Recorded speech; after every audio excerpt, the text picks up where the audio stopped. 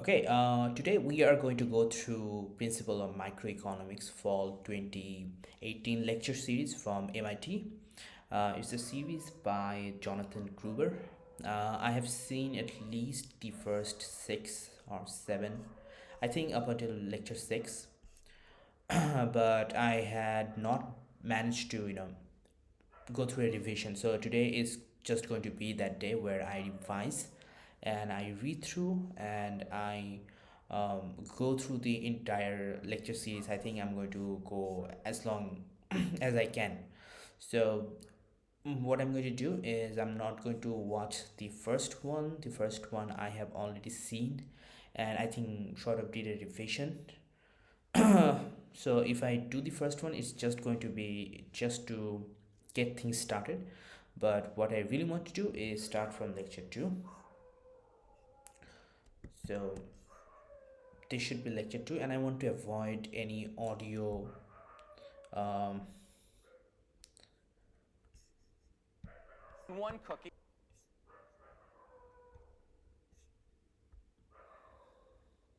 right. Just skip the audio thing, and I'm going to not going to play audio here. I'm going to play audio on the other device and follow through basically. Here with yes, I'm just going to fast forward the lecture series so that I can capture the things he writes on the whiteboard or blackboard in this case. Simultaneously, what I'm going to do is I'm going to do this, which is reading. I'm going to read through the notes of this is, by the way, notes for the first lecture, and this note has been taken from a comment section. I think the comment was placed in the first video that I skipped, but if you go under the comment section, you will find this particular summary, which I felt was a good summary. And simultaneously, as I do that, I will try to follow the Dominic's. What is the name of this person? Cypress, okay. This book by Schaum's Outline of Microeconomics, 4th edition, Dominic Salvatore. Okay, Preachy, let's get into it. Do I want to read this? Maybe I should probably do a summary. So it starts with just going to read the portion not indented. So what is microeconomics rather? Microeconomics is a study of scarcity or decision making. Is Yes, scarcity and constraint optimization exercise where economic agents, firms or individuals, try to make themselves as well off as possible given their constraints. Again, so the keyword is going to be constraint optimization. Should I do a keyword?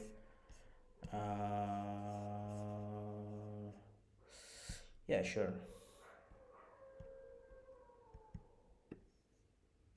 Okay, good. Not by keywords. So constraint optimization is going to be my first. Constraint optimization. It doesn't have to be okay. Constraint optimization. I'll just tag along and see how many I can collect at the end of the thing. So that is the definition of microeconomics to get started. It's about trade-offs, okay, opportunity costs. So opportunity costs basically come into play really um, early. The thing about opportunity cost is that once you are doing something, opportunity cost basically makes way to preference. So that is something to note. Opportunity costs make way for preferences. So when we say scarcity is kind of a broad concept. No, is it broad concept? It's kind of fundamental that things have value because they are scarce in a way, and the phrase I want to focus on is constraint optimization. Constraint optimization comes the optimization part at least comes in the form of your preference and trade-offs and opportunity costs. So, all right. Then we have they get referred to as the dismal science. I understand why that is the case. Supply and demand model. Okay, okay, okay, okay. I'm just going to. I think I have read all this. Short of. People die every year. Okay, stay alive. Meanwhile, hundreds and millions of people walking around with two kidneys who only need one. Okay, okay. They're making an argument about why we need to have some form of moral aspect to economics and study of numbers, and economics is basically distribution of resources in a sense. So we have to have a moral argument there as well to piece out why it would be immoral for people to sell their body parts and sell themselves for the as labor for the benefit of other people, and where it becomes exploitation of a human being that needs to be taken into consideration. So they're going on about kidneys even here. The third problem has to do with behavioral economics, which is essentially that people don't always make decisions in the perfect, rational, logical way. We'll model them uh, that we would like them to behave. People make mistakes, etc., etc. I think in this first lecture they also discuss about limitations of models, that the models we are going to see, including the I think the very first one we see is supply and demand, is not by any stretch of imagination accurate 100% of the time. So the range probably given to it is 10 to 95 or 90%. So it is something that helps you get by, but not sufficient. It's necessary but not sufficient. Is it the phrase? Hopefully it is. The other extreme is a command economy. So they're also making a case for two forms of economic ideas or economic schools that is available. One is capitalistic economy, and the other one is command economy. Cool. Adam Smith's invisible hand is the capitalist economy. Will manage to distribute things roughly in proportion to what people want. People who want a certain kind of car are going to want to get that kind of car. Okay. Adam Schmidt's view, the invincible hand view, is that consumers and firms serving their own best interest will do what is best for society. I think I wanted to make an argument about that as well, which is that best course of action for people to take collectively is be collectively selfish, or maybe have an element of individual selfishness as well, because individual selfishness sort of drives innovation and um, competition is really key when it comes to broader scale projects and perfection and getting things done in general. I think that probably is the way structures work. So that was the introduction to the entirety. My notes. Okay, what is microeconomics? The name of the lecture, though. What's the name of the first lecture? Name of the first lecture is Introduction to Supply and Demand. All right. What I want to do is go and see how that sort of mixes, matches, or is there a better word for that? How that compares to, how that aligns with. Okay, that's a nice phrase. How that aligns with the book. Book has a chapter called Introduction, and it goes the purpose of theory, problem of scarcity, the function of microeconomic theory, market functions and equilibrium, comparative statics and dynamics, partial equilibrium and general equilibrium analysis, positive economics and normative economics. So things I need to watch out for or check out is this comparative statics, dynamics, okay, market functions, the function of microeconomic theory. Let's just go ahead and see which ones I can use. What I'm trying to get from here is basically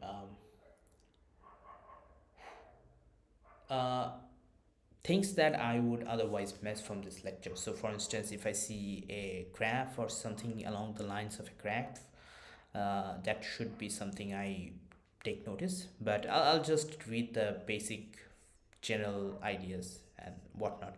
The purpose of theory is to predict and explain. A theory is hypothesis that has been successfully tested. Okay, you have a hypothesis and then you have a theory, theory of evolution, for instance, and the key here is that it's been successfully tested. A hypothesis is tested not only by realism of its assumptions but by its ability to predict accurately and explain, and also by showing that the outcome follows logically directly from the assumptions. Okay, this is also really cool. Hypothesis is tested not by the realism of its assumptions. So not only are we testing the assumptions, but by its ability to predict accurately and explain, and also by showing that the outcome follows logically directly from the assumption. So we have inputs and then we have outputs, and we are not just testing the assumptions or hypothesis. The entire process is input getting into the processor, and we have an output. The entire system is basically testing a hypothesis, and later it becomes a theory, I guess. So what we're trying to say is that we're basing our judgment. A hypothesis is a system that works. So, sorry, a theory would be a system that works. So the process up until it produces an outcome logically, and like it has to produce that outcome 100 out of 100 of times, only then it becomes a theory. Uh, going on a tangent, but whatever. So basically what I'm trying to say is that a theory is going to test the input as well as the output, and it's going to repeat that process to see if that process gives you the same answer. Example one, for instance, is okay, we're not going to go through the examples. The problem of scarcity. The word scarce is closely associated with the word limited or economic, as opposed to unlimited or free. Scarcity is the central fact of every society. Okay, that is quite a high phrase, high something. That is quite the say. Scarcity is the central fact of every society. Sure, heavy. The function of macroeconomic theory. Macroeconomic theory or price theory. Okay, my macroeconomic theory has a different name, alternative name that I did not know. Um, Price theory studies the economic behavior of individual decision-making units such as consumers, resource owners, and business firms in a free enterprise economy. All right, so again, it comes back to um, constrained optimization, decision making in the at the phase of constrained optimization is what it comes down to. During the course of, okay, I'm not going to go through the examples once again, skipping it. Markets function as an equilibrium. A market or is a place. A market is a place or context in which buyers and sellers buy and sell goods, services, resources. We have a market for each good, service, and resource bought and sold in the economy. A function shows the relationship between two or more variables. It indicates how the value of one variable, the dependent variable, depends on and can be found by specifying the value of one or other variable, independent variable. So basically, dependent variables depend on the independent variables. Independent variables are occasionally, most of the times, not occasionally, x independent variable, and y depends on the value of x. Equilibrium refers to the market condition which, once achieved, tends to persist. Okay, that's a nice definition as well. Equilibrium results from the balance of market forces. All right, going to skip through the examples again. Comparative statics and dynamics. Comparative static studies and compares two or more equilibrium positions with regard to the transitional period and process involved in the adjustment.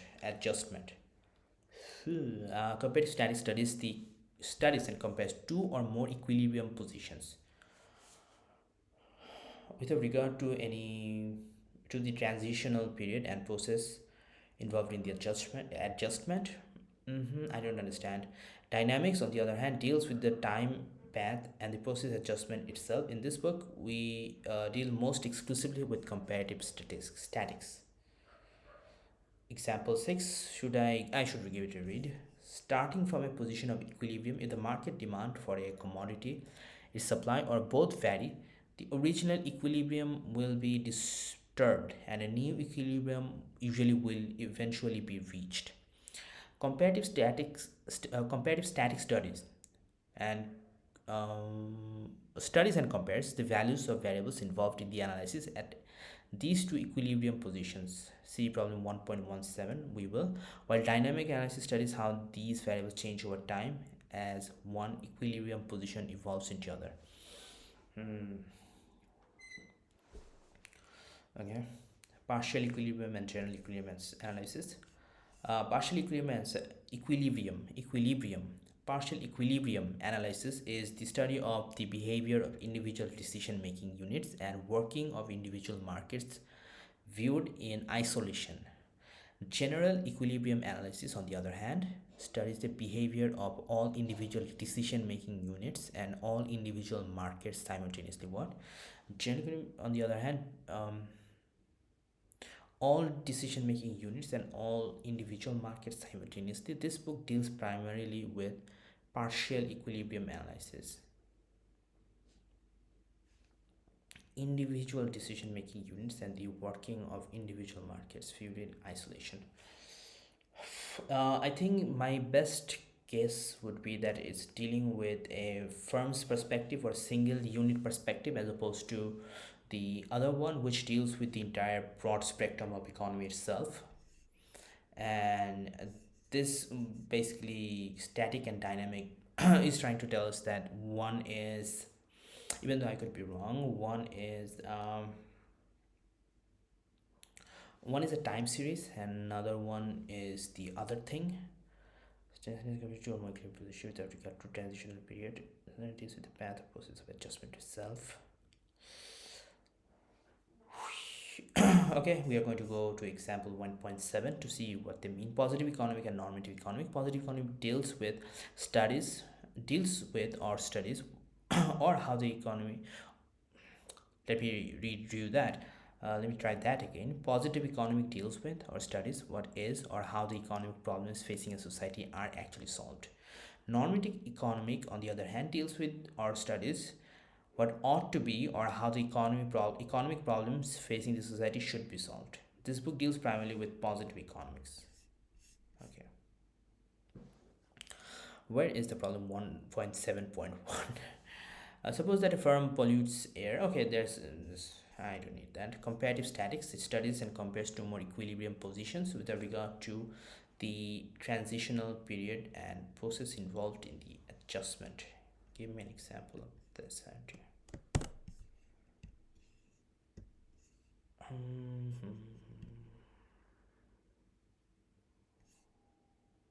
Really? Okay. Comparative statics. I'm going to go the other way and check that on my. Oh.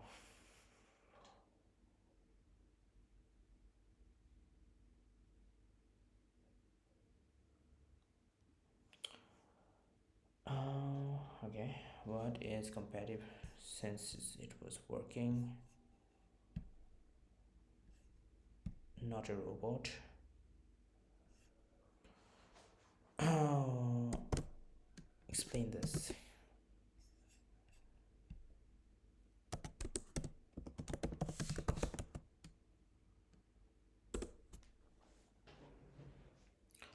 Do you need that?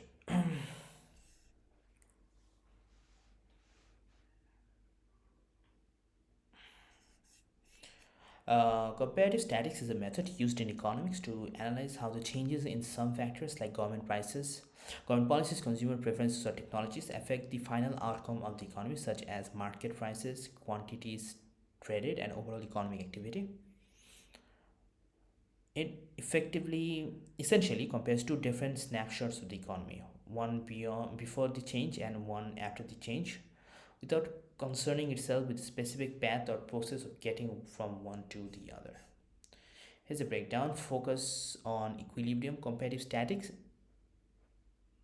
is primarily concerned with comparing two different equilibrium states. And equilibrium is a point where the forces within a system are balanced. Okay, ignoring the transition, the method deliberately abstracts from the transitional period and the adjustment process involved in moving from one equilibrium to another. It doesn't model the dynamic path or the specific steps through which the economy moves from the initial state to the new state.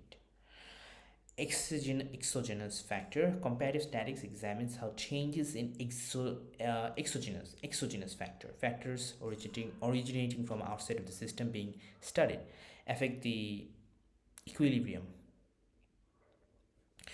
This could be changes in government policies, consumer preference, technology, or the external influence.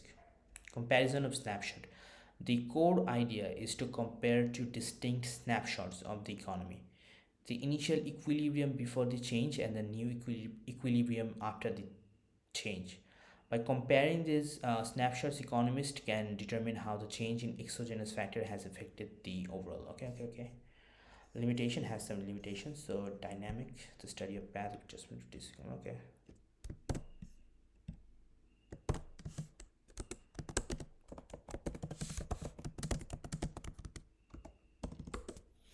Explain that as well as they do it.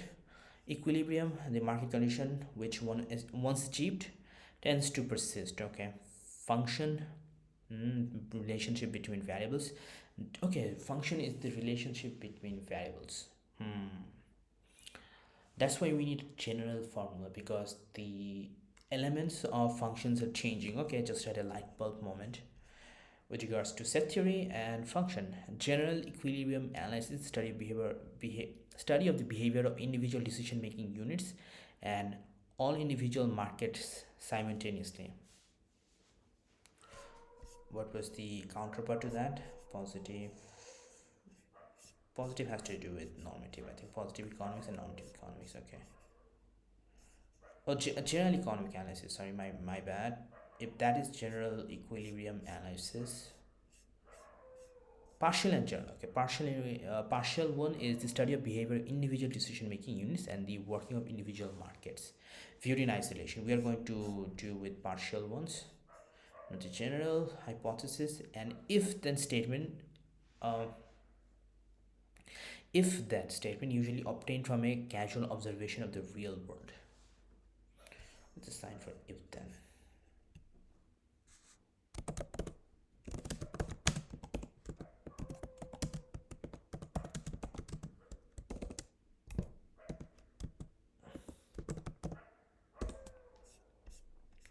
As I get that.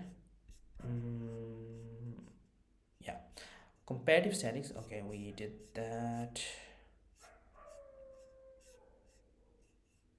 Two fundamental approaches in economics for analyzing how economic system responds to change. While okay, these we are trying to understand how economic system responds to change. That is what we are trying to figure out here. Respond to change. While comparative statics focuses on comparing different equilibrium states, dynamic delves deep into the path and the process of adjustment to disequilibrium. Here's a breakdown focus on the path of adjustment.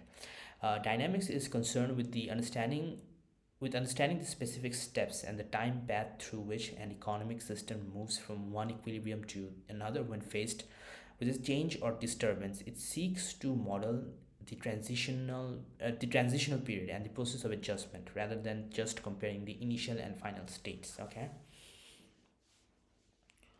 So this is the element of time that we try to figure out when we have one thing affecting the other one. So for instance, I during March I played around with different data sets for the market, and one of the key ideas was to check when one big exogenous event in the market um, makes fluctuates basically the prices of stocks. So what I wanted to do was to see what time it takes to have that effect. So when some earthquake takes place outside of the stock market, how long does it take for the individual stocks or buildings to shake and move? So that's what I was trying to figure out with that disequilibrium. Dynamics often involve analyzing situations where the economic system is in disequilibrium, meaning that the forces within the systems are not balanced. This could be due to its sudden change in demand or supply, A policy intervention and other external shocks. All right. Time element is key. Time plays a crucial role in dynamic analysis. It examines how a variable changes over time, how quickly or slowly the system adjusts to a new situation, and whether it eventually reaches a new equilibrium or exhibits cyclical or chaotic behavior. Okay. Modeling the process. Dynamic analysis involves building models that explicitly incorporate the time element and process of adjustment. Okay. These models might be useful equations, difference equations, or more mathematical tools to describe how the variables evolve over time. Understanding fluctuations. Dynamics help explain why the economic systems experience fluctuations, booms, and bursts. It can shed light on the factors that contribute to business cycles, financial crises, and economic phenomena. Policy implications. Dynamic analysis is essential for understanding the full impact of economic policies. It helps policymakers assess not only the long-term effect or long-run effects of, of their interventions, but also the short-term consequences and the adjustment path. Look, limitations. Dynamic models can be more complex and challenging to analyze than static models. They often require more data and information to estimate the parameters of the model accurately. Makes sense. The predictions of dynamic models can be sensitive to the assumptions made about the adjustment process and the values of the parameter. Despite these limitations, dynamics is a crucial tool for understanding the behavior of economic systems over time. It provides insights into the causes of economic fluctuation, the speed of adjustments to changes, and the long-term consequences of economic policies. Cool. The in logic, the if-then relationship is represented by a few different symbols, but most common ones is this. Okay, so just this straight arrow. So if B, then this. Other symbols that are sometimes used to represent if-then include horseshoe. Okay, sometimes it but can be confusing. It is also used for greater than. Okay, horseshoe greater than. That is the most commonly recognized and used symbol for material implication. Normative partial equilibrium analysis. The study of behavior of individual decision making units and the working of individual markets viewed in isolation. We are going to deal with that, contend with the partial equilibrium analysis. Should I like highlight this? I probably should. Dealing with it. We are going to study that.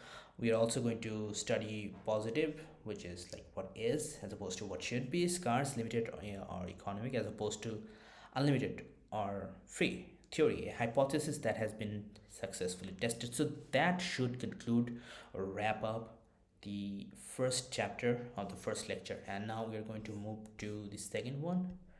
I will try to take a pause. Can I take a pause though? Um, sure, I can like take a pause from here. How do you pause?